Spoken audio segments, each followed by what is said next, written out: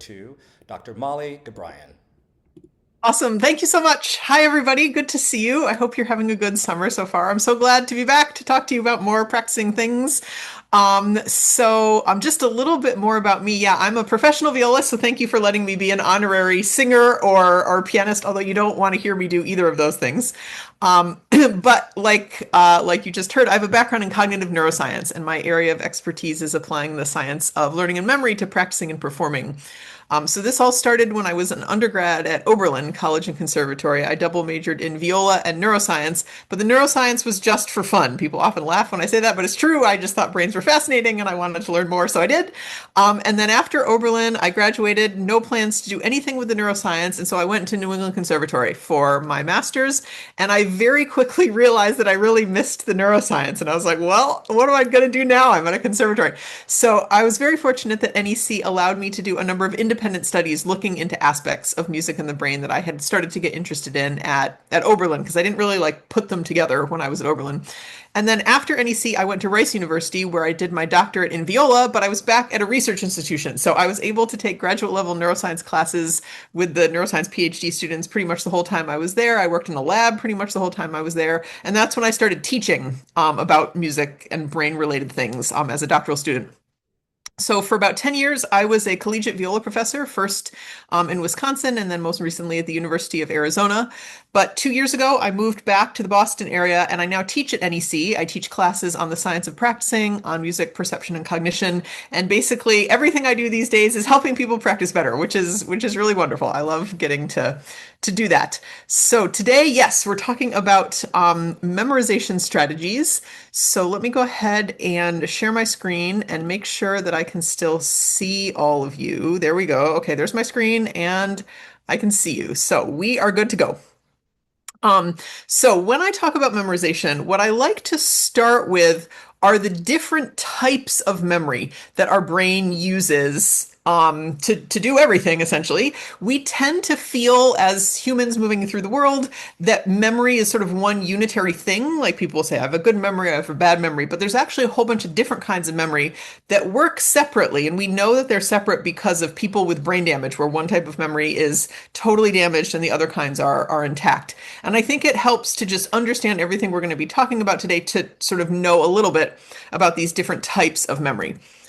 So one type is known as declarative or explicit memory. This is your memory for facts and things that you can sort of report to other people in words. So any facts or anything you have, those are all declarative memories. Um, Also experiences you've had, right? You can report those to someone else, what you had for breakfast this morning or something like that. The opposite of declarative or explicit memories are known as procedural or implicit memories. This is our memory of how to do things. This is what muscle memory is. Muscle memory is not in our muscles, it's in our brain, but it's our memory and our knowledge of how to do things. And so yes, you can teach someone how to play the piano or ride a bike, but your knowledge of this is your muscle memory is procedural, and it's not language based.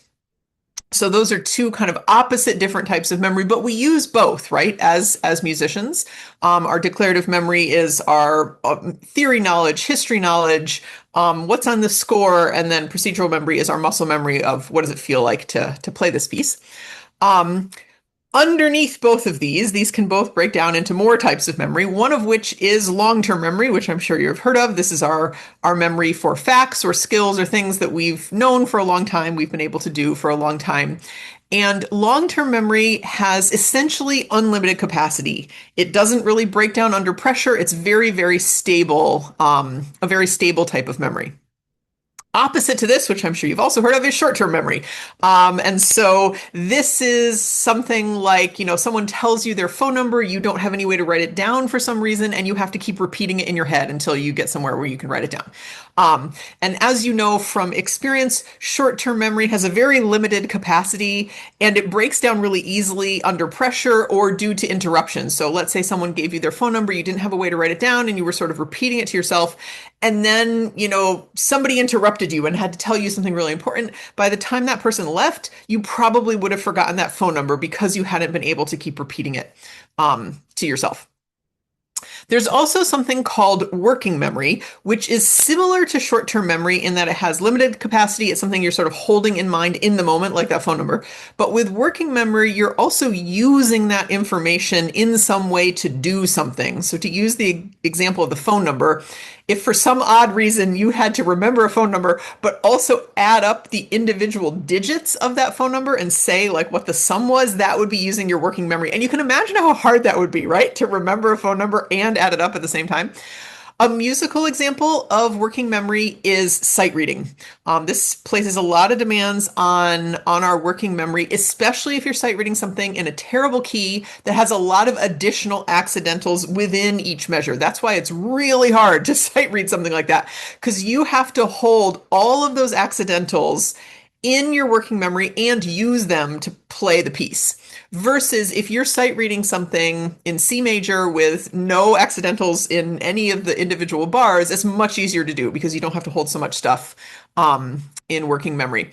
So when we perform music from memory, we're using our declarative memory, we're using our implicit memory, our muscle memory, and we are hopefully using our long-term memory, right? We really don't want to be relying on working memory or heaven forbid short-term memory. We really want to be using our long-term memory because that's the most durable and it has the largest capacity. So that's mostly what we're going to be talking about today is how are long-term memories made. So this is a three-step process for making long-term memory. So I'm going to tell you each of the steps, a little bit about what they are, and then we're going to look at each one in detail to see how can you get better at this step of the process in terms of music.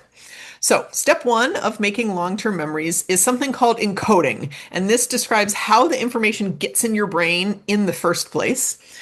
We know that something called deep encoding leads to better memory for the information. So to illustrate what deep encoding is, I'll use an example from a famous study that was not done on musicians or anything. There's a bunch of college students, and they came into the lab, were sat in front of a computer, and a series of words appeared on the screen one at a time. Half of the students had to define each word as it came on the screen. The other half of the students had to say what the last letter of each word was. So if they saw the word house, they would just say letter E, and then they'd, get another word. So they did all these words, and then after everyone was finished with all the words, they were given a pop quiz, and they were asked to write down as many words as they could remember. But it was a pop quiz, so nobody knew they were going to have to do this. Nobody was trying to commit them to memory. They were just trying to see like which ones just automatically stick in memory better. And what they found is that the people who defined the words remembered far more words, which makes sense, right? They had to really engage, they had to read them. Right? First of all, the other people didn't even have to read the word. They had to read the word, but then they had to connect it to information they already had stored in long-term memory. They had to engage with it in some way, and they had to provide that definition. So that's an example of deep encoding, that they engaged with the word in a much richer way than the people who just said the last letter. So the deeper your encoding, the better information you're going to have, and we'll talk about what this actually looks like for musicians. This guy's strategy of sticking post-it notes all over him, probably not the best encoding strategy. Okay, so step one, encoding. How do you get it in your brain in the first place? Step two is known as consolidation. So this process is how the information gets from short-term storage to long-term storage, because anything we learn new kind of necessarily has to go into short-term storage first because it's new. And at some point, it has to be transferred in the brain to long-term storage. And we know that sleep is really critical for this part of the process. So we'll talk a little bit about sleep and the importance of sleep. So that's step two. So encoding, how does it get in the brain? Consolidation, how does it get to long-term storage? And then step three is known as retrieval. So how do you get the information back out again when you need it? Just because it's in there doesn't mean you can get it back out. And this is going to sound silly, but we know from research that the more you practice retrieval, the better you get at retrieval. And that kind of sounds obvious, but people tend not to practice retrieval enough. So an example of this from like studying for a test, Usually the way people study for, a class or something is they read their textbook and they highlight the important stuff. And then when it's time to study for the exam, they go back and they read their highlights. That is like the worst possible way to study. And that's backed up by research. That's not just me saying it. Because when you're reading that, you're not practicing coming up with the information from your own brain. You are practicing reading text with a colored overlay. That is not what you're going to have to do in the exam, right? You're going to have to come up with it from your own brain. And so what research has found is that the best way to study for a test is to take a test. So make your own test, put your books and notes away, and then take the test you just made so you practice retrieval. And in fact, what the research finds is even if you're wrong, even if you're taking your test and you come upon a question, you're like, I have no clue, or you think you know and you get it wrong, the mere act of trying to come up with an answer will help you remember the correct answer better later when you then go look it up in your notes or your book.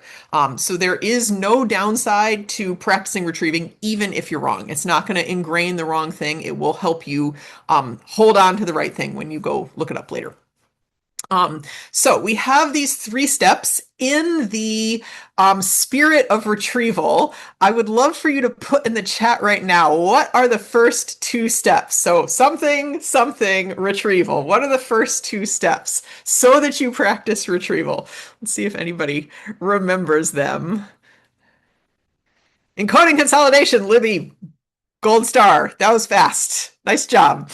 Anybody else get it, but you were beaten to the punch? Excellent, excellent job. I'm going to ask this again because I'm going to give you the experience of practicing retrieval so you can see, oh yeah, I do remember better the more that I have to remember these words. So now let's go through each one, encoding, consolidation, retrieval, and talk about how do you get better at them, specifically as musicians. So encoding, step 1. Why won't it let me advance my slide? There we go, encoding. So we know that something called chunking is really helpful for that kind of deep encoding we want to do. And what chunking means is taking individual pieces of information and chunking it together to make it some bigger whole, to make it belong to some bigger whole. Going back to my example of a phone number, when you live in a certain place, a phone number has an area code that's the same, right? And if someone gives you their phone number that's from your hometown, you do not have to remember those as 3 separate numbers. You just remember them as a chunk, and therefore it's much easier to remember. So the more that we can chunk information together, the better. We are going to do a little chunking experiment. So everybody needs something to write on or with, piece of paper, phone, tablet, like whatever, doesn't matter. Just something small, a sticky note is more than big enough. And what we're going to do is you are going to see a series of letters appear on the screen. Your job while the letters are on the screen is to try to commit them to memory. Once they disappear, then I want you to write down as many as you can remember. Everybody got what we're doing? Okay, there's going to be 2 sets, but I'll pause before the second set to give everybody a chance to write down. So don't like freak out when it says like ready for the second set. I'll give you a moment. Okay, so again, when the letters are on the screen, just try to commit them to memory. When they disappear, write them down. I'll warn you, they're not on the screen for very long. Okay, everybody ready? Here we go.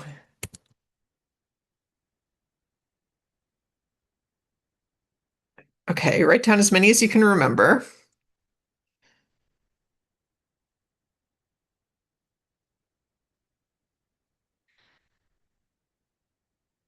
I'll give people a moment to do that. Okay, and now I will give you the second set. Same thing while they're on the screen. Try to commit them to memory. Once they disappear, then you can write them down. Here comes the second set.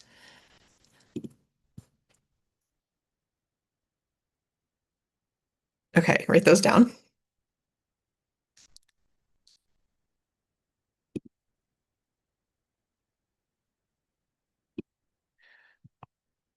Okay, so most people find that the second set is easier than the first set because the second set is a series of 3 acronyms, CIA, USA, FBI. So you can chunk them, which makes them easier. Not only do you not have to remember 9 things, now you only have to remember 3 things, but the 3 things are also easier to remember because these letters stand for something and you know a lot of facts about each of these sort of entities.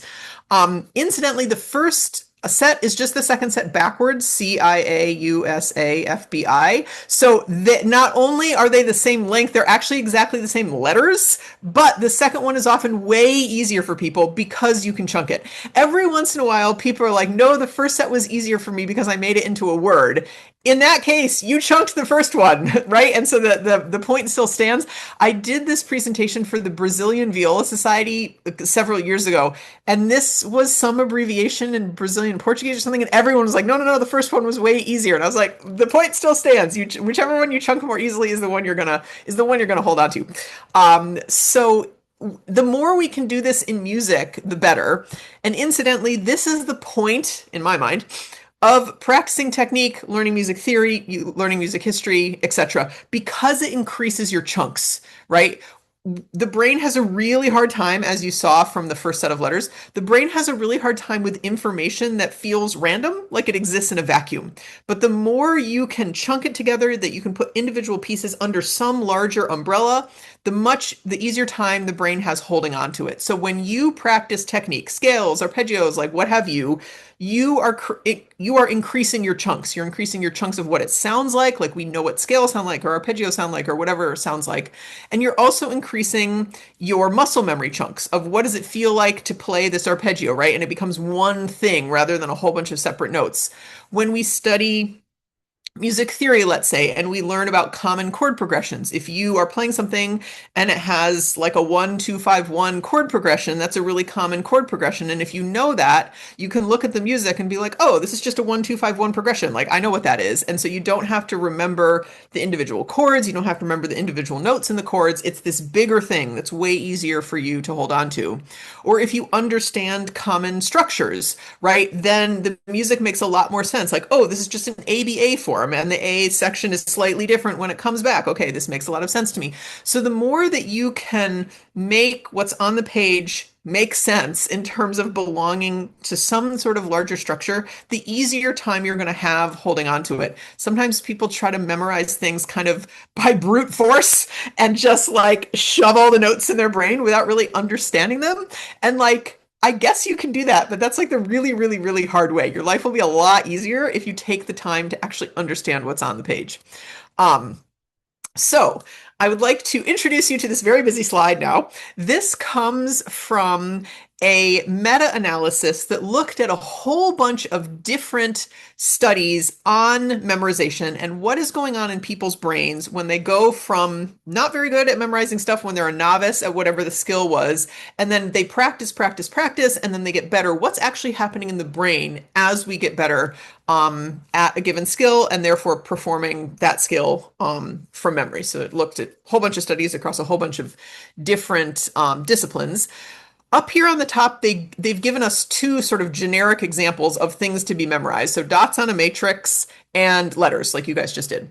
And when people are new to a given skill and they don't have any chunks yet, what you see in the brain is lots of activation in working memory areas. This is a bar graph. And you see very little activation in long-term memory areas. So it's hard to hold on to because you don't have any chunks and the information just feels random.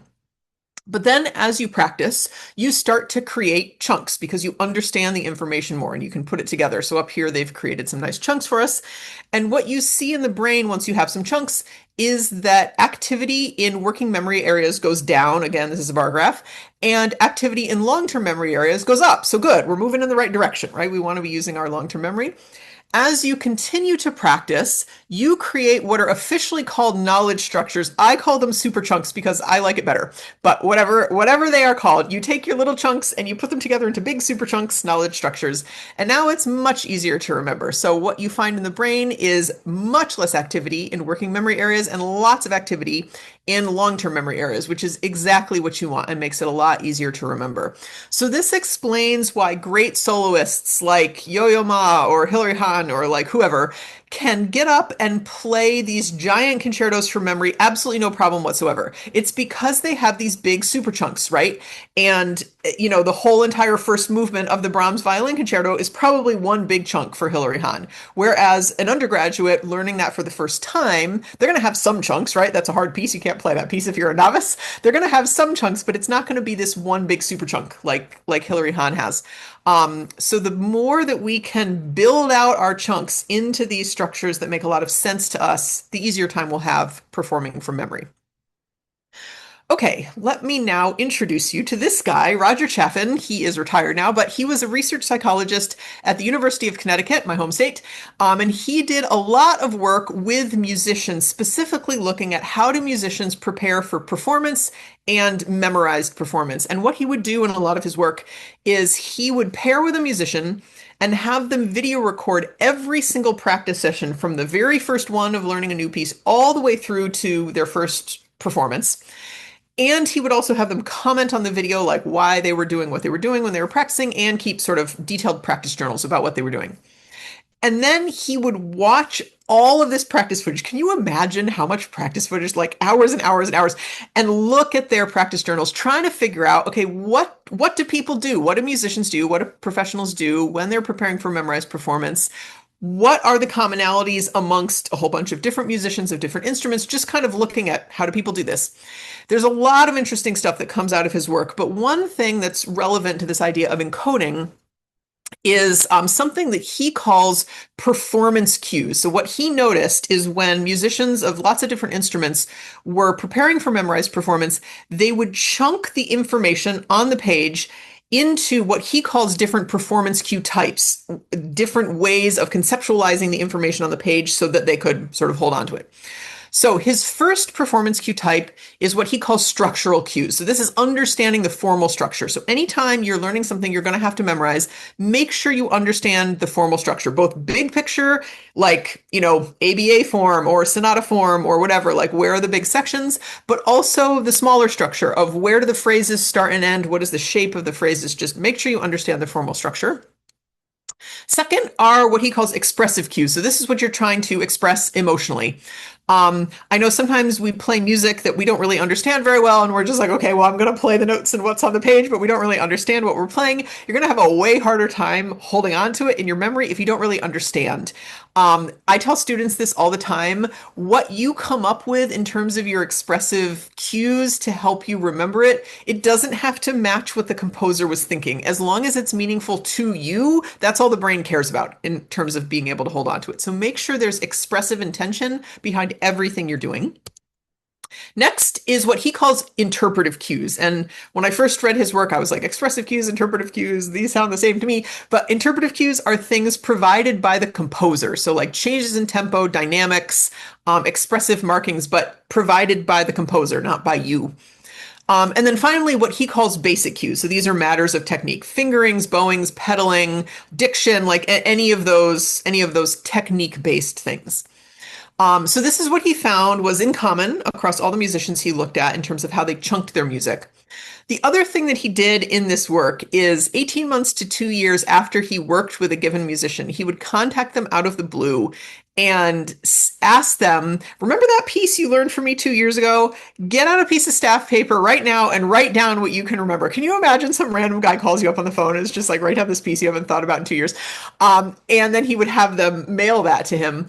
And what the point of that was to look at, okay, which of these structural cues are still helping people remember how the piece goes 2 years later? Which are the most durable cues over time? And what he found was that the structural cues and the expressive cues were the ones that were the most durable. That makes sense to me because those are the ones that require the deepest encoding, right? In order to use structural cues, you have to understand the structure and you have to actually like look at your music and figure out what's going on, right? And with the expressive cues, you also have to figure that out yourself. You have to know what you're trying to do emotionally. So both of these things lend themselves to really deep encoding. Interpretive cues, because they're provided by the composer, that's not quite as deep encoding because you don't have to do it yourself. And basic cues are the least deep encoding, right? Because they don't have any like meaning really behind them. And in fact, he found that basic cues actually promoted forgetting. If people were using basic cues to remember things, they were more likely to forget like the actual notes or whatever when they had to write it down. 2 years later. So most important takeaway from this is when you're learning a piece, make sure you understand the structure, make sure you understand what you're trying to express. Okay. It's still in the chat. We can still see it. Don't look at the chat. What are the next two steps of the long-term memory process? So this is encoding. What are the next two steps? See if you can remember.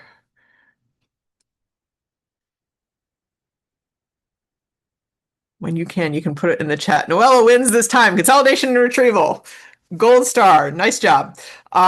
So that was another retrieval practice. Hopefully it was a little bit easier this time because you've done it again.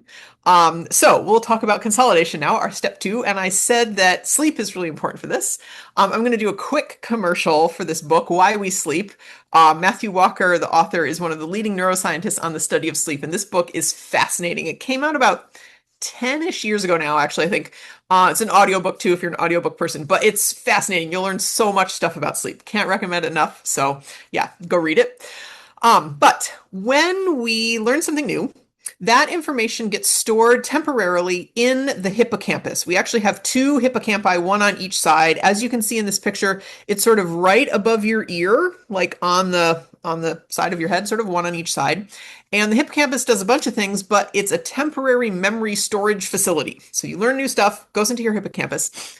And then while you're sleeping, the information in your hippocampus gets transferred out to the neocortex. That's the bumpy outer part of your brain. And that's where stuff is stored for long-term storage. So your long-term memories are stored out in your neocortex, not in the hippocampus. And different types of memory, declarative memory, like we were saying, like for facts and things like that, declarative memory and muscle memory, implicit memory, those are transferred out during different types of sleep, REM sleep or non-REM sleep, which is the opposite of REM sleep. For our purposes, it really doesn't matter what and when, but the point is different types of memory are transferred out during different types of sleep. And if you don't get enough sleep, you'll shortchange yourself on one or more of these types of sleep. And then this transfer of information won't really happen very well. And then you'll either forget it entirely or it will kind of be like a corrupted file in your computer, like it's there, but you click on it and it won't open. Like you know it's in there, but you can't really like get it back out again. So sleep is really important for this process of short-term storage to long-term storage. We also know that sleep really enhances ability. So I'm going to describe a series of studies that Dr. Walker did in the early 2000s where they had people learning a button press sequence on this little box with buttons. It's just called a button box. And they had to learn this button press sequence to do it as quickly and accurately as possible. And what they found is that when they had people do it on day one, which is the black bars in this graph, there was sort of a linear increase in their speed, which is what's on the top here, and a linear decrease in the number of mistakes they were making. That's what's on the bottom here. But then when people went home, went to sleep, and came back the next day, there was this big jump in their performance, which is what the gray bars are. So again, black bars are showing day one performance on this button press learning thing. Gray bars are showing day two performance. The top again is showing speed. So you can say on day one, linear increase in how fast they can do this. And then there's this huge jump and they're like much faster on day two. And then there's this linear decrease in number of mistakes. So you can see on day one, they're making a lot of mistakes, but it is decreasing. And then on day two, there's this huge reduction in errors. So that is pretty cool, right? That you get this from sleep. In these studies, they then halved the amount of practice people got on day one, and they found the same exact relationship, that there was this big jump after sleep. And then they halved the amount of practice again, so people only got to practice once on day one to see if this would still happen during sleep, and it did. And so this is something that we know that like when you sleep, you make a lot of progress overnight, and you get a lot faster, and you get a lot more accurate. These studies weren't specifically looking at memory, though. They probably, the people were developing muscle memory, but they did have the sequence like printed for them, so they didn't have to like remember what the sequence was. So I wanted to share a study that was, why did that? Oh, interesting. Okay, I'm missing a slide. That's unfortunate. Okay, well, I will just describe the slide. I don't know where it went. That's very weird. So the study that is supposed to be in here was done on musicians essentially replicating this with musicians. And they did find that when people had to learn from memory, they were not very long. It was like a bar and a half. They were trying to memorize these little short sequences, that people did get the same boost from sleep in terms of their ability to play it from memory. So this also holds up in musicians, specifically around memorization. Sorry that I'm missing that slide. Who knows where it went? Okay, so that is what I wanted to share about the consolidation piece. So now we will talk about retrieval, our last step. So we had encoding, consolidation, retrieval. And I mentioned earlier that when you practice retrieval, you get better at retrieving, right? Take a test to study for a test. The musicians that Roger Chaffin worked with also stressed the importance of this. And they particularly stressed the importance of being able to go through your mental roadmap of the piece, the way that you've chunked it in terms of the structure and what you're trying to express, and being able to go through that mental roadmap really, really fluidly in order to be able to feel confident playing from memory.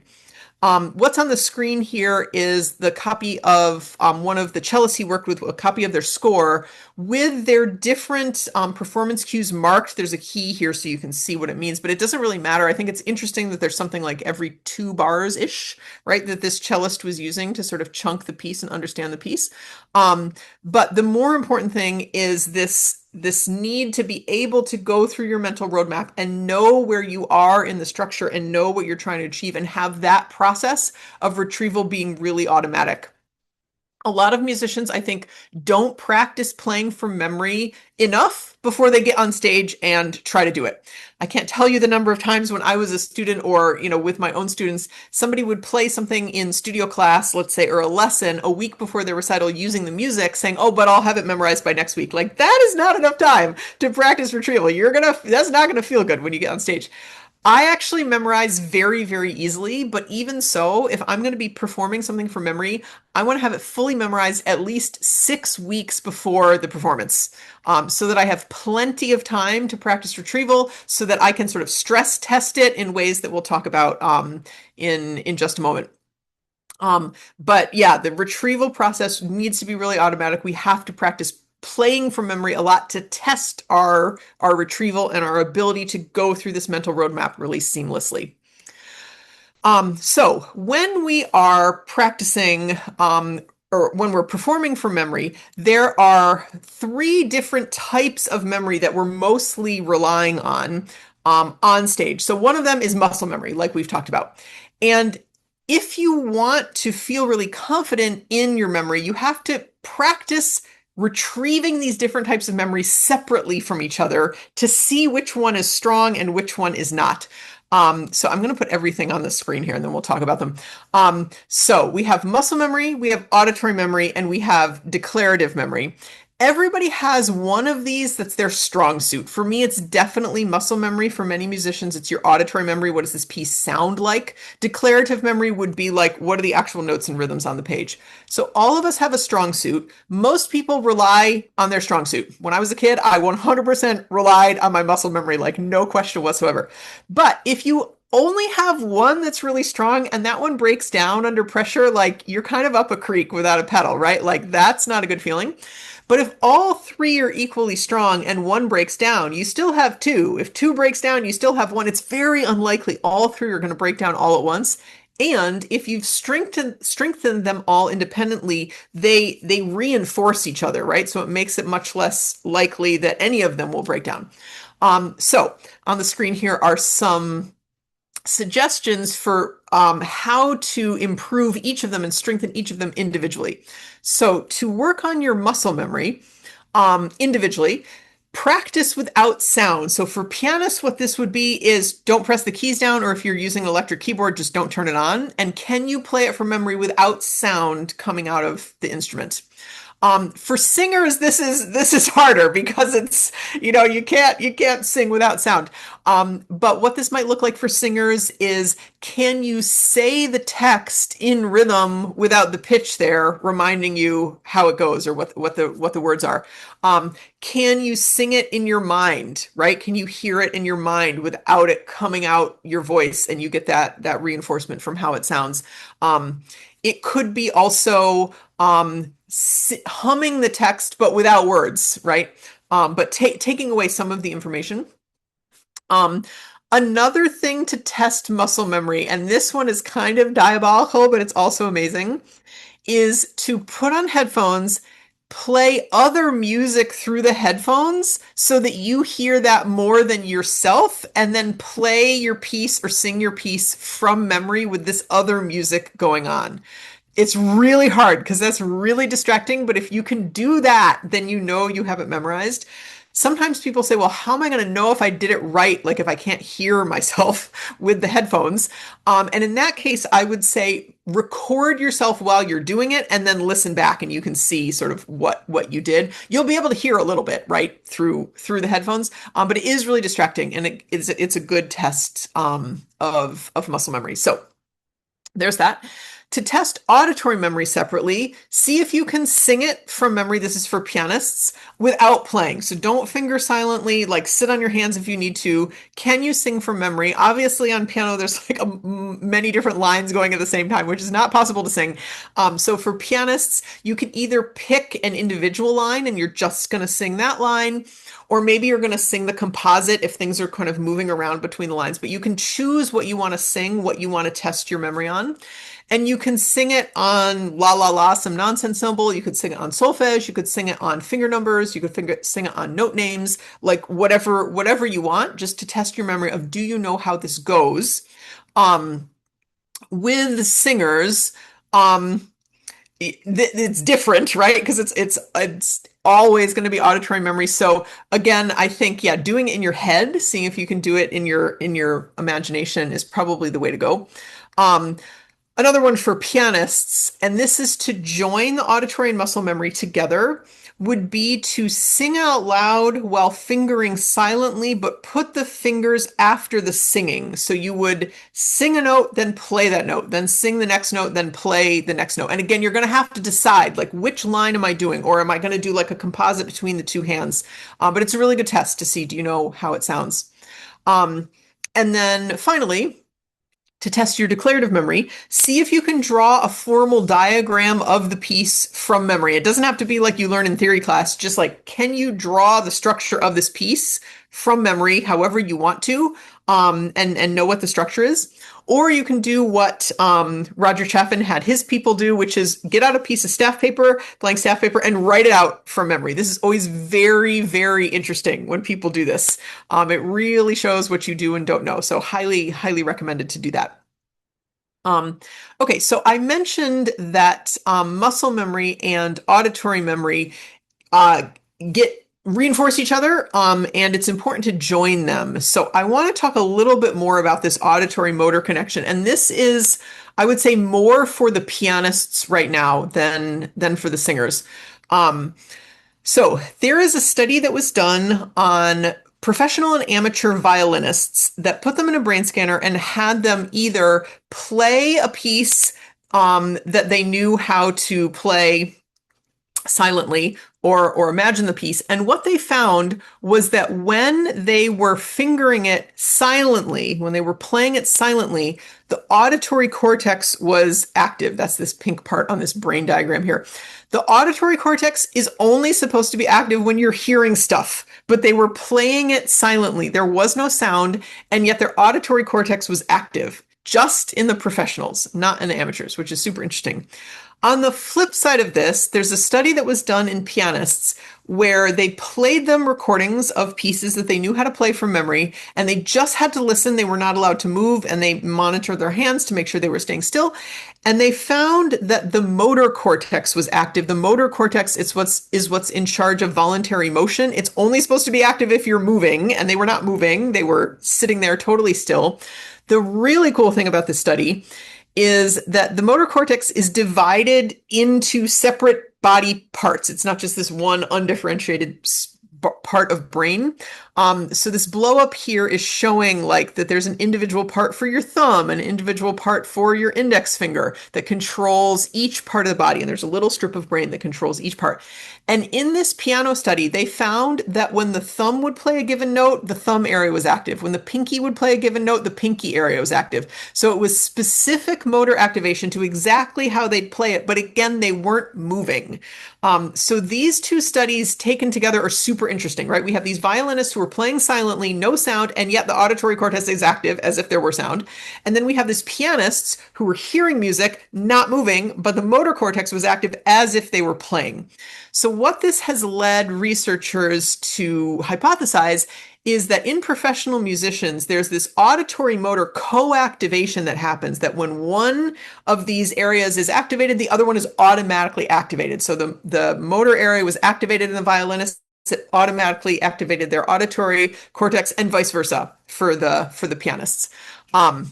So based on this, I have a pet theory around memorization that is halfway shown to be the case in research that I'll explain in just a moment. But I was Suzuki trained as a kid, which means I learned completely by ear for the first 3 years of playing. And I, like I said, I memorize really easily, and I and many, many other people have noticed that musicians who were trained by ear from the beginning, so Suzuki trained kids, jazz or bluegrass players, anybody that learns by ear has usually a really easy time memorizing. And people whose first experience with the instrument is reading something tend to have a more difficult experience or a more difficult time playing from memory later. So my pet theory is that this auditory motor co-activation starts developing really early in people who learn by ear, and that people who learn by reading the music from the beginning form a connection between the motor cortex and the visual cortex. And then the music is taken away, the visual is taken away, and you're left with muscle memory only, which feels much less tangible a lot of the time when you're used to this visual thing. So there is some research to back me up. The research that backs me up is a study that was done on people learning cello from like scratch, learning totally by ear. And they found that this auditory motor co-activation was starting to happen already within a couple of weeks of them learning cello by ear. So that part of the equation I was right about.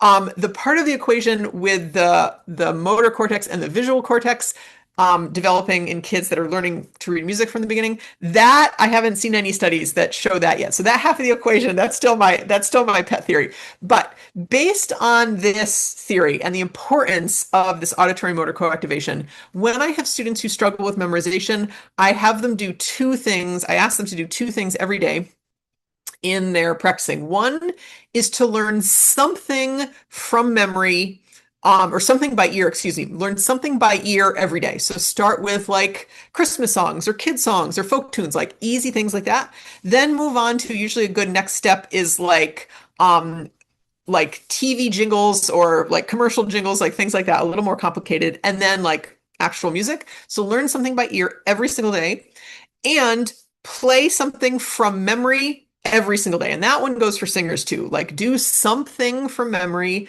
every single day, even if it's just a little bit. And I've really seen the difference this makes in my students when they actually do this, when they do these two activities a little bit every day, their ability to play from memory in general just gets a whole lot better. And I'm convinced it's because this auditory motor co-activation starts developing. And that just makes life easier. Okay.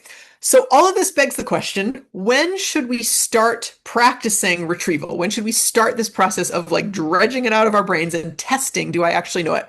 So I'm going to share a study with you that was done on singers, actually, that looked at this question. In this study, the singers had 6 15-minute practice sessions to learn a new song from memory. So they went through their practice sessions learning these songs, and once they were done, at the end of the last session, they had to perform it as much as they could from memory. And based on how they did, the researcher, Jane Ginsburg, she divided the singers based on how they did into good memorizers and bad memorizers. She called them slow, inaccurate memorizers and fast, accurate memorizers. And then she looked at, okay, what was the difference in how these two groups went about things? Was it just that the fast, accurate memorizers were better from the get-go, or was there something else going on? So there's a lot of really interesting information in this study, but I want to talk about two things in these graphs. So over on the left here is showing bars attempted from, this should say beats attempted from memory. It's not bars. There's not 500 bars in the song. That would be like insanely long. This should be beats attempted from memory. But anyways, how much did they attempt from memory? And you can see that the fast, accurate memorizers already in the first session are attempting something from memory. In the second practice session, they're attempting a whole bunch from memory, whereas the slow, inaccurate memorizers aren't really attempting anything at all. And you might say, okay, well, they're fast, accurate memorizers. They can attempt stuff from memory. They have it memorized, like that makes sense. But then when you look over here at this graph, this is word errors from memory. You can see that's not the case, especially in that second practice session. The fast, accurate memorizers, they're making a ton of mistakes. It's not that they haven't memorized. They're not, they definitely don't. They're making a lot of mistakes. But what they're doing is they're testing their memory really early on and then learning from their mistakes. When we talked about retrieval for the first time in this presentation, I mentioned the research that finds that like when you're practicing retrieval, even if you come up with the wrong answer, it will help you remember the right answer better when you look it up later and see what it is. So that's what these fast, accurate memorizers were doing. They were testing their memory, getting things wrong, and then updating it so they would remember. Whereas the slow, inaccurate memorizers, they weren't really making any mistakes, but they weren't testing things and they weren't learning from their mistakes.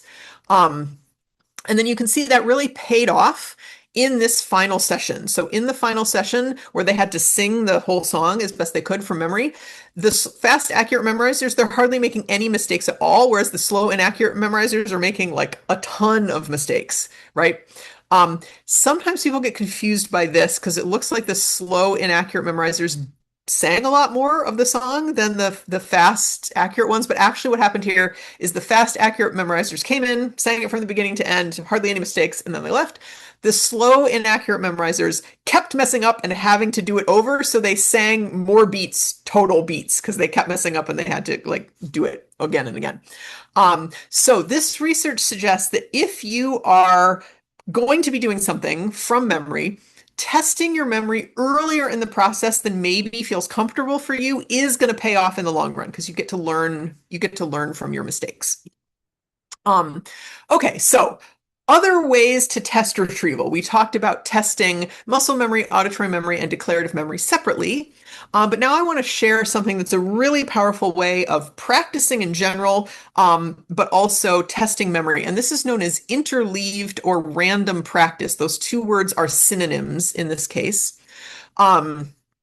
So when people do interleaved or random practice, they are basically switching off in between things. The opposite of this is what's known as blocked practice, that you do a block of this piece and then a block of this piece and then a block of this piece rather than mixing them up. So I want to share a study with you that I often talk about that was done on baseball players looking at this. And what they looked at with the baseball players was improving their ability to hit balls. In the blocked practice group, the baseball players got 15 fastballs, then 15 curveballs, then 15 changeup pitches they had to hit. So blocks of 15, had to hit as many as possible.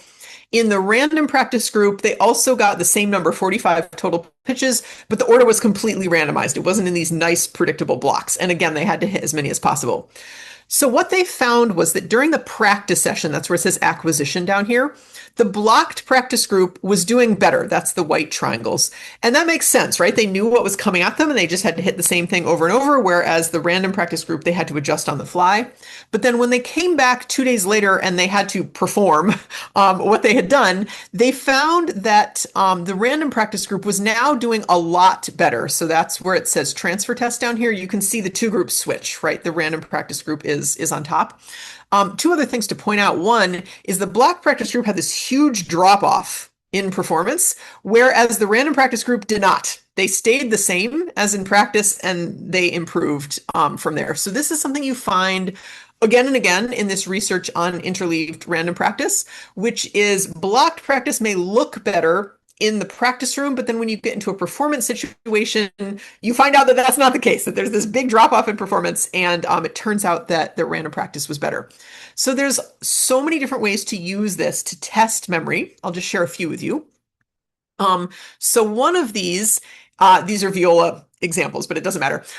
One of these is to make a list of your hard spots. They may be hard to play, they may be hard to remember, but make a list of your hard spots. Usually mine are pretty short. The length of things on the screen here is pretty accurate to my actual length. Sometimes they're like 2 lines, but usually not longer than that. So make a list of your hard spots. And then you are going to perform your first spot on the list from memory as if it's a concert no stopping, no matter what. If it's good, you get a tick mark. The way that I define good for myself in doing this exercise is, did I play it well? Like, would I be happy with it in performance?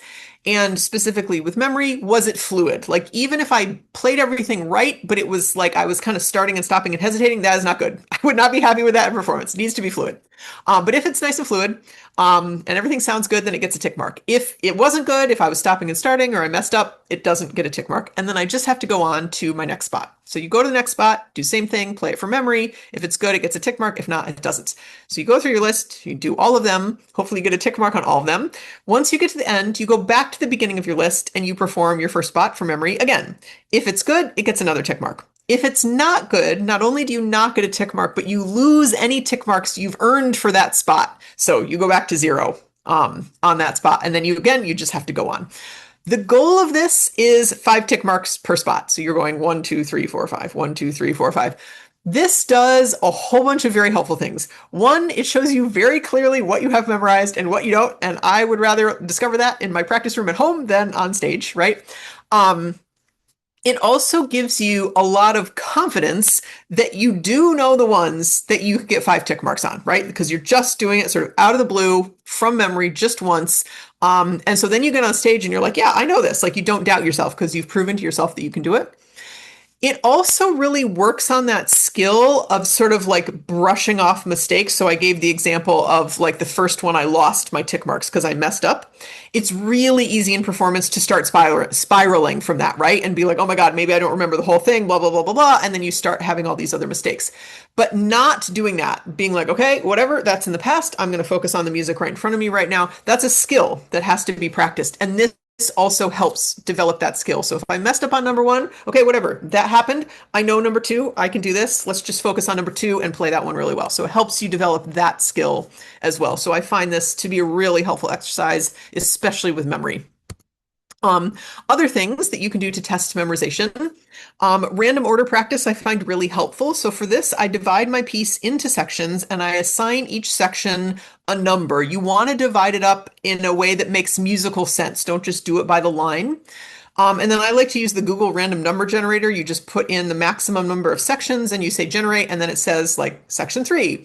And then you have to play section 3, whatever that is, from memory. The most helpful thing to do when you're doing this is not to look at your music to figure out what section 3 is. It says section 3, and you have to come up with your own memory. What is that? And then play it from memory. That's why you want it to make musical sense, right? Because you want to be able to think through and help retrieve that structure that hopefully you figured out. Like, okay, section 1 is this, then that comes this section. Okay, then section 3 must be this, and then you play section 3. So I find that really helpful. Another thing that I do to test memory is to use an interval timer in a variety of ways. So an interval timer just allows you to set a timer to go off repeatedly rather than just once. So the 2 main ways that I use this is, one thing I'll do is pick like that one section that you just can't remember for the life of you. We all have those sections that just won't stick with you.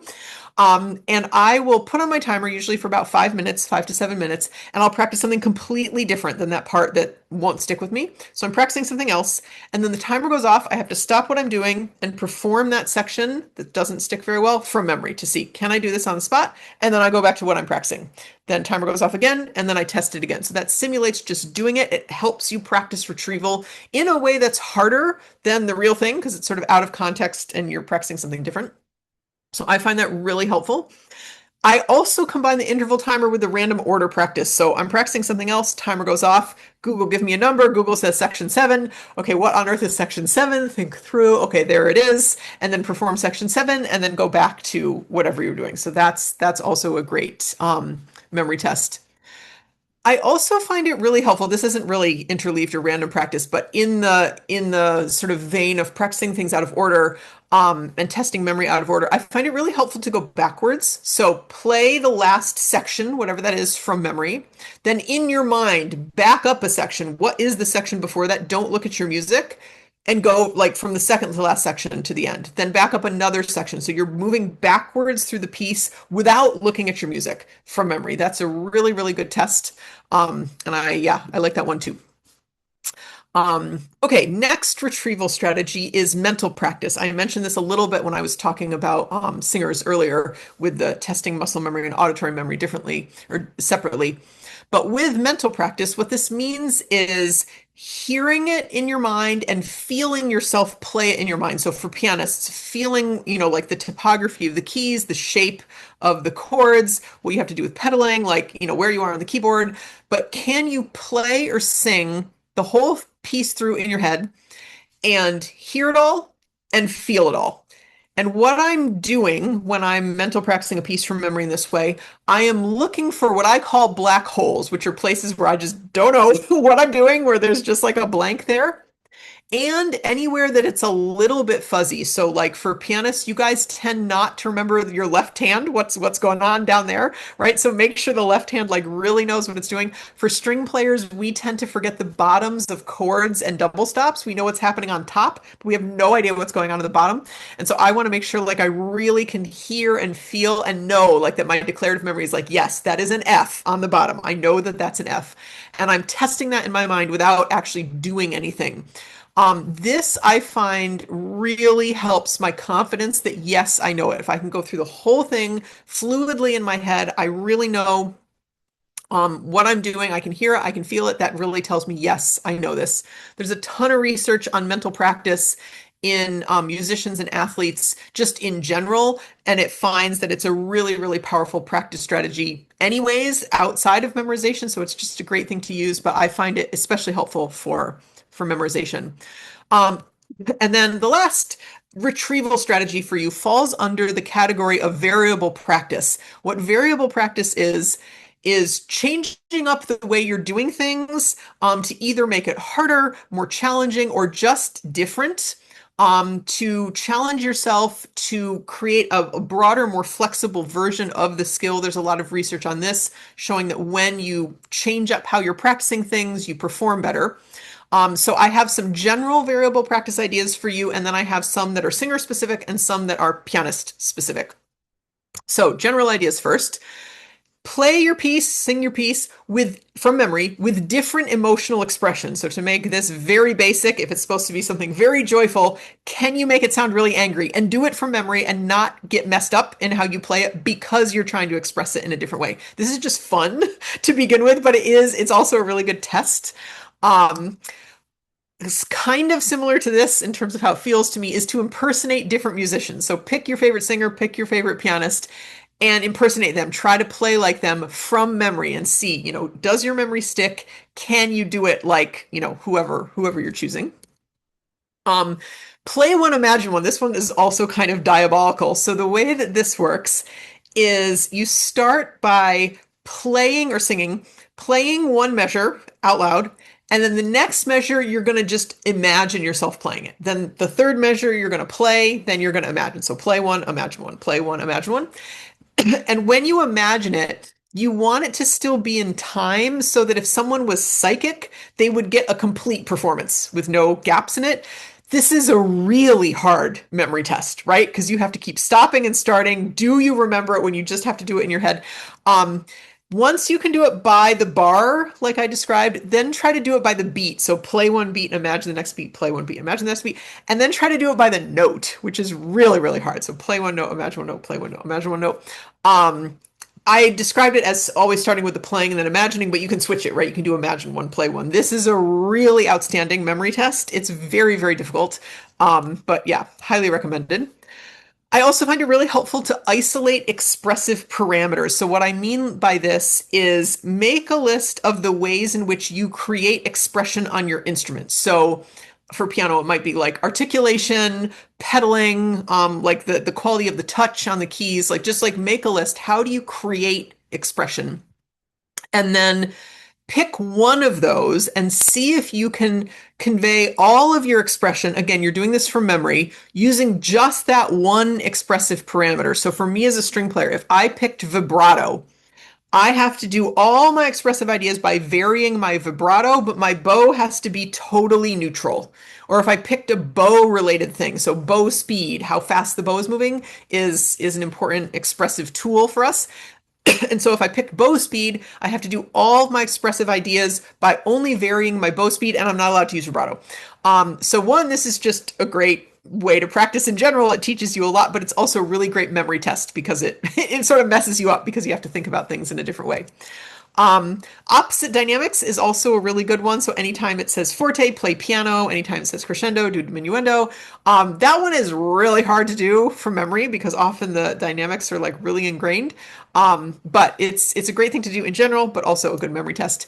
And then physical challenges. So for singers, can you sing from memory while lying on the floor or on your back or standing on one leg or, doing something to disrupt your balance? For pianists, can you play from memory standing up, which is really uncomfortable? Can you play from memory when your bench is like totally cockeyed and sideways and you're like sort of falling over? A pianist once recommended to me to flap your arms like a bird. Can you still play from memory when you're doing this very distracting thing? But any sort of physical thing that it's still possible to play your instrument. You're not going to get hurt, but it makes it really distracting and difficult. Can you still play from memory while you're doing that? Okay, so now some pianist specific ideas around this. Um, Alternate hands separate. So you can do this by the bar again, like play one, imagine one that, bar one, you'll play the right hand only, bar two, you'll play the left hand only. But again, from memory. You can also do this with mirroring one hand. So maybe the right hand is pushing down the keys, the left hand is still playing, but not pushing down the keys, and then you switch. Left hand pushes down the keys, right hand doesn't. But again, from memory, and you can decide you're going to alternate by bar, by beat, by by whatever. So that's a really good memory test for pianists. Play the left hand part with the right hand and vice versa. That's also a really, really good memory test. Play in different registers or with the hands closer or further apart. So if something's like very, very low with both hands, play it very, very high. Or if the hands are like relatively close, displace it by several octaves. Or if they're far apart, put the hands together. That often messes up people's muscle memory and also aural memory. So that's a good test. Play only the thumb notes because that's often a good indicate, like that's how you know where you are on the keyboard a lot of the time. And so you're only going to play the notes played by the thumb, but in time. Doing that from memory is really, really difficult from what I hear from pianists. Play with your eyes closed, right? Often pianists rely on the visual, and if you can play from memory with your eyes closed, or just play in general with your eyes closed, that's good. And then another one that pianists say often really messes them up is having half the keyboard in darkness so you're getting a really different visual picture, especially people who are reliant on the visual. You get some of the visual, but not all of it. So you can try that. Some ideas for specific for singers. Speak the words as if you were different famous people. So anybody you want, like Obama, he has a very recognizable way of speaking, right? Speak the words to your song as if you were Obama, or pick who you want, but impersonate different people and speak the words as if you were them. Again, from memory. Um, Paraphrase your text in different styles. So, as a dramatic sermon or a Shakespearean text or in the style of your favorite TV show or movie. Again, from memory, but paraphrase. So, this is testing, do you know what it's about, right? Um, Sing only the vowels, but in rhythm and in time. Again, from memory. Um, Sing each word separately, stopping after each word. So this really tests, especially in a language that isn't your native language. Like, do you know where the words start and stop? Like, do you understand how the text is working when you're doing this from memory? Because you're going to stop after each word. It just tests all sorts of things. And make a word for word translation. Doesn't matter how awkward it is that it doesn't fit in, and sing that again. That tests, do you know what the text means? Can you still sing how it goes from memory when the words are wrong? Right? It does a bunch of things. So I have a PDF actually that has more specific suggestions both for singers and pianists that I'll put in the chat as soon as I stop my screen share. But take home messages, because this has been a lot of information. One last time before I put these on the screen, what are our 3 steps of long-term memory creation? You can put them in the chat.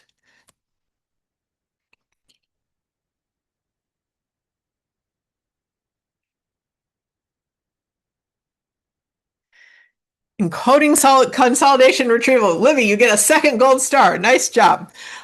So hopefully you can see that like having to practice retrieval a couple times helped you remember those. So here are your take-home messages. Study your score and use your performance cues. That was that idea of chunking, right? And deep encoding that you put the individual notes and rhythms and whatever into some bigger structure, chunk the information as much as possible, get enough sleep, right? That's how the consolidation piece really happens. Practice. Oh, this is the slide that I was missing. I'm sorry about that. That slide also showed that what you practice last in the day, if you practice it first thing the next morning, you'll get a little memory boost from that. So I use that strategically for that part that I just can't remember for the life of me. Practice from memory early in the learning process, right? That was that study with singers that we looked at. Use interleaved or random practice to test your memory. Test your muscle memory, auditory memory, and declarative memory separately to see which one's your weak one, which one needs more attention. Use mental practice to test retrieval. Use variable practice to challenge your memory, all the things we were just talking about. Some bonus ones, video record yourself playing from memory often, right? So that you get used to performing and perform from memory from others often before a concert or an audition. Again, so you get used to this practice of retrieval and having to do the whole thing in front of somebody, especially when you're nervous. So that is the end of what I want to say. So I'm going to stop my screen share. I'm going to put that PDF in the chat for you guys right now before I forget about it. So what this is an excerpt from my book. It has first just some general variable practice strategies, ways to do things in different ways. And then it is whatever appendix it is in the book that has variable practice strategies broken down by instrument. And I've included instrument families that are not yours. I've included like winds, brass, percussion, or winds, brass, strings, harp. There's also pianists and singers in there. The reason I included the other instrument families is I find that it's really helpful to look at other instrument families and be like, oh, okay, I see how I might adapt that from my own instrument. Like I've gotten things from like the brass list, like, oh, okay, yeah, I could make that into a string thing. So that's there for you with a whole bunch of different things to try and to break your brain in a good way. But I would love to know, with our remaining time, what questions you have. What would you like to talk about? With a group of this size, it usually works the best for people to either type their question in the chat or type in the chat, I have a question, if you don't want to type out your whole question, and then I'll just do them in order. And if you type, I have a question, I'll just call on you and you can unmute. But I would love to hear, what questions do you have about anything we talked about today? Or things we didn't talk about today. While they're gathering their first question, I'll just throw out a question for you, since Please. I kind of have a year in advance on them on this.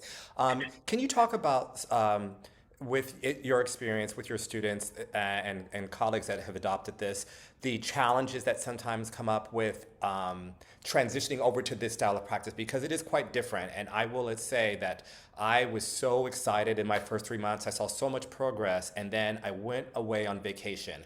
And when I came back, it was difficult because I was on a time crunch and needed to start jumping back into teaching, performing, and all of that. I went to old habits, and it wasn't easy transitioning back. And I remember thinking, I'm back and I'm doing well, but I remember that I did have a little blocky, scary patch there.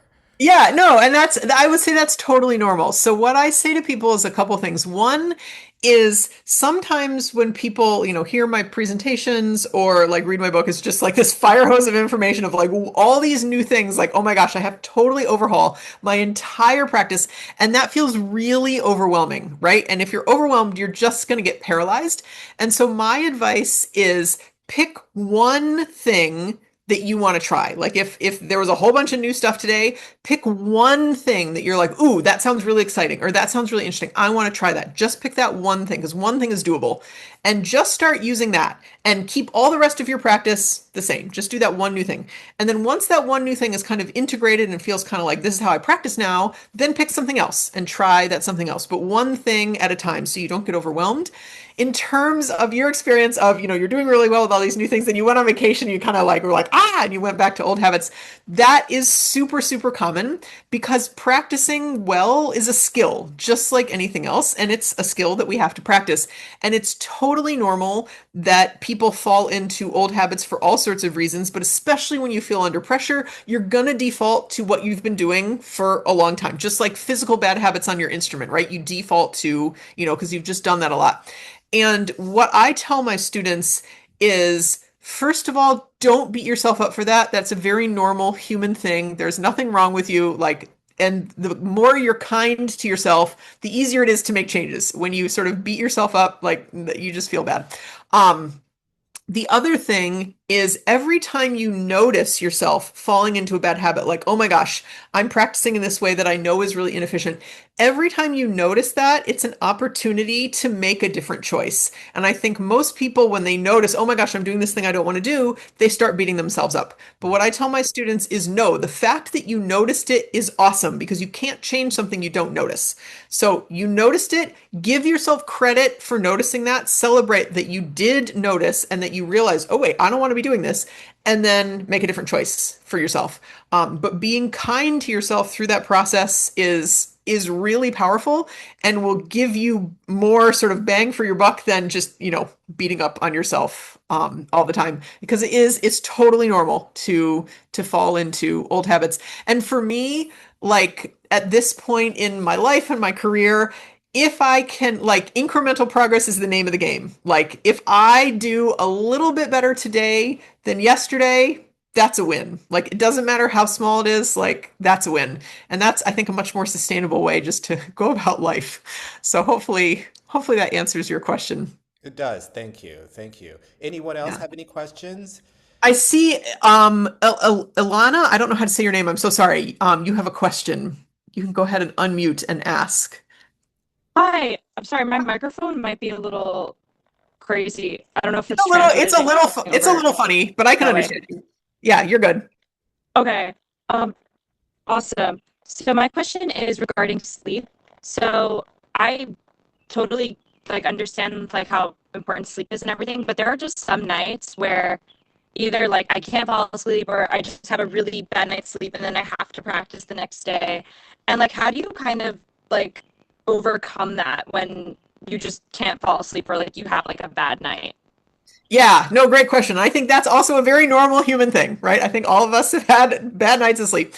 So first thing I would say is that book I recommended, Why We Sleep, I'll put it in the chat, has a lot of information about that, of things you can do to help you sleep better if you can't fall asleep, if you can't stay asleep. So that book is a wealth of resources around that.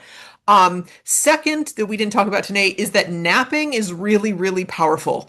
And so if you had a horrible night's sleep and then the next day you have time, even for a short nap, that is going to be beneficial. And in fact, the napping research finds that even if you don't fall asleep, even if you're just resting with your eyes closed, that is beneficial for learning and all sorts of things. So naps are really beneficial if you can't, if you can't sleep well. I think people often feel like, oh, I'm being lazy if you take a nap. No, take a nap. It's great. Naps are great. With not being able to sleep, there's a lot of it's called sleep hygiene, things that you can do. So what the research finds on that is having a regular bedtime and getting up time is really important. Bodies like that predictability. And so if you're someone that is going to bed at a different time every night or getting up at a different time every day, that's really going to mess with your ability to sleep. So as much as you can, try to have a regular sleep schedule. We also need wind down time. And so you can't go from running around to sleep. That's not going to work. And so what the research suggests is getting off your devices an hour before you go to sleep, or at the very least turning off the blue light. Most every device now has the ability, you go into your settings somewhere to put on night mode. That's what it's called on a lot of devices, but you want to turn off the blue light because blue light tells our brains to be alert, and you need that during the day, but not when you're trying to go to sleep. So if you have some kind of like wind down routine that you do where you get off your devices and maybe you lower the lights in your home and you do something like reading or something sort of relaxing to tell your brain, okay, time for sleep. That can be really beneficial. Something when you it's very common for people to wake up in the middle of the night with their brain like going in circles, and something that is it does not work for me. I will preface this by saying, but it works really well for a lot of people, is oh my gosh, I've forgotten the name of it. I can tell you how to do it. A cognitive shuffling, that's what it's called. You think of a word with no like emotional meaning, like construction or something like that. And then you go through each letter in the word, so starting with C, and you think of every word you can think of that starts with the letter C. And what it does is it interrupts your brain from like thinking, like worrying thoughts, and you're just, yeah, shuffling things around in your brain. And for most people, apparently, it will make them fall like right asleep before they even get through any of the letters. It does not work for me at all. It wakes me up more. So I am apparently in the minority, because whenever I see posts about this from sleep scientists, everyone is like, oh my God, this is brilliant. Thank you so much. Works so well for me. And I'm like, yep, doesn't work for me. Um, but yeah, Why We Sleep has a lot of really great stuff in there. So let's see, Libby, you have a question. Oh yeah, with the iPhone. Yep. You can turn off the blue light so that you have things at the same time. Thank you for that. Um, Okay, Claudia, let me read your question. Totally fine to write your question. In the past, I have played a piece well from memory for a long time, but I have found it very difficult to return to the score. In fact, after memorizing it, I tried to read the score. I find it very difficult to play. As if I had to read the score for the first time, my mind can no longer recognize what I've always played. I wanted to know if you have any evidence of this phenomenon or if it only happens to me. Yes, same thing happens to me. So if I have something memorized, when I go back to the music, it's like, what is this? And if I've made the mistake sometimes of having something memorized and like deciding to use the music in the performance for some reason, and it really, really messing me up. And yeah, I haven't seen any research specifically around this, but my guess is what's going on is when you're playing it from memory, you're just conceptualizing the music in a different way. You're understanding it in a different way that has nothing to do with the visual, right? It's a very physical thing. It's sort of an emotional thing. It's an auditory thing, has nothing to do with the visual. And then, especially if you've been playing it from memory for a long time, you look at the music and you've kind of forgotten maybe what it looks like on the page, and you're like, that's what it looks like. And it's just hard to read. I've also had this experience with a piece that maybe it's like very standard repertoire that I have personally never played, but I've heard it like 5 million times. And then I learn it and I get the music and I'm like, that's how it's notated. And it's like really, really weird because the way it's notated is not how it sounds to me. And it makes it really hard for me to read. And so my guess is that's what's going on. It's definitely not you, because I experienced exactly the same thing. Um, I do sometimes use that to my advantage though. Like if I've been playing something from memory for many, many years, but I haven't played it in many years and I'm kind of bringing it back. And I look at the music and the music looks like totally foreign and weird to me. I find it really helpful bringing stuff back after a long time to practice it as if I've never learned the piece before, that it's brand new to me. I don't know it at all. How would I practice it if it was absolutely brand new? And when it looks so foreign like that, it's easier to do that because it really does feel like it's brand new. And I find that I can relearn music more effectively if I treat it like it's new.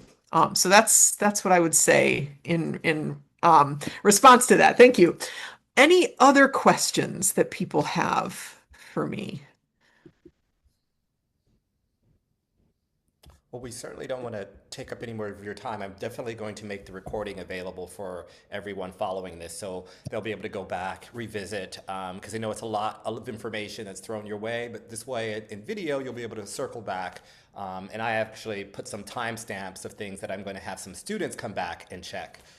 So just thank you so much, Molly. This has been wonderful. I'm so happy you were able to fit us into your schedule again this year. I'm looking forward to your class next month. And I invite all of you if to not only I encourage you sincerely to adopt this style of practice. But if you need more than just this particular workshop to kind of entrench yourself, Molly offers online classes similar to what I've taken, and of course, pick up her book. I think that's a wonderful place to start. And with that, I'll just close out the workshop. So thank you all for joining, and thank you, Dr. Gebrian. Thank you for having me. I will really quickly before we all leave, I'm going to put my email in the chat for you. If you have questions, you can email me. And I'm also going to put my website because I have so much free stuff on there for you to find out more stuff about practicing. So yeah, please contact me, and anything that I can do to help you practice better, I'm always happy to do. So thanks so much for having me, and enjoy new practice methods. Yay! Thank you. Thank Yay. you all. Thank you. Bye, Thank you so everybody. much. Bye Bye-bye. Thank bye. you. Thank you. Bye-bye.